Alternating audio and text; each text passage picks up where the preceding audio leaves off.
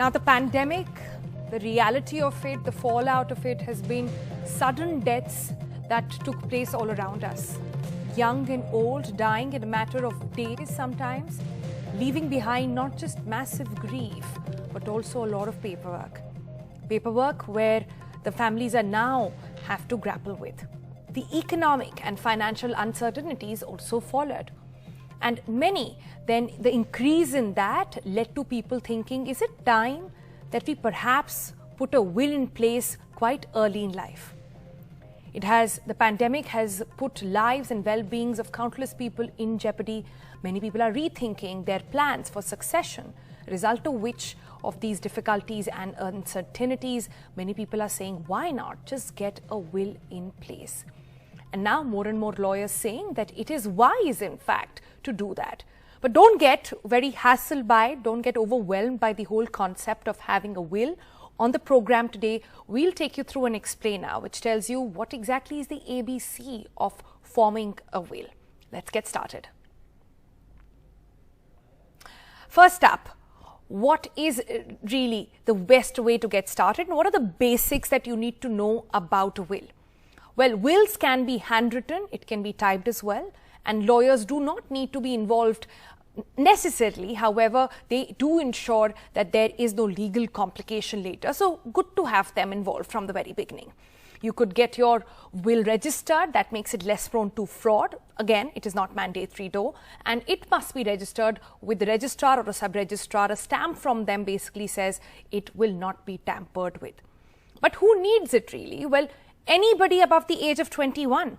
Those who feel who are vulnerable, like we're all feeling these days, that's the relevance during these times. You can always make changes to it, remember.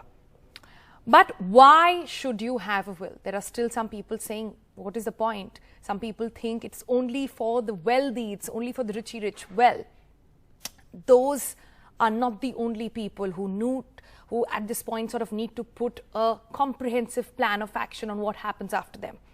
There are many good reasons on why you should have a will. Let's state some for you.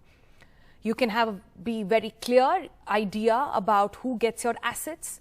You can decide who gets what and how much. You can keep your assets out of hands of people you don't necessarily like, your estranged relatives, for example.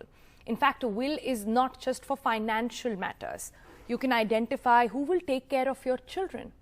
Without a will, remember, the courts get to decide that. Your heirs will have a faster and easier time getting access to your assets.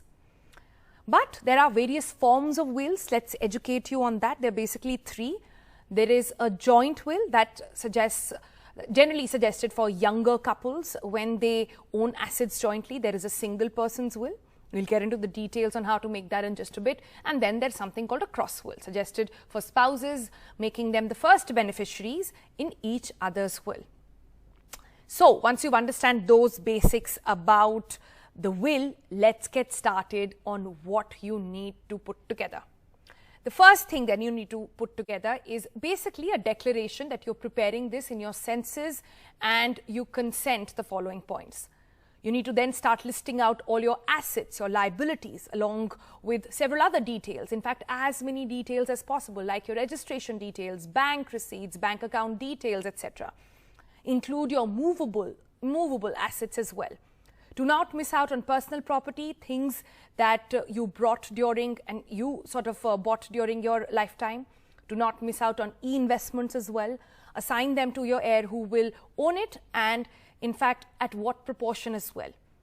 If you assign it to a minor, remember to mention a custodian. While you sign the will, remember to have 2 witnesses. They must not be beneficiaries. You can choose your friends, your neighbors, people who have your utmost trust.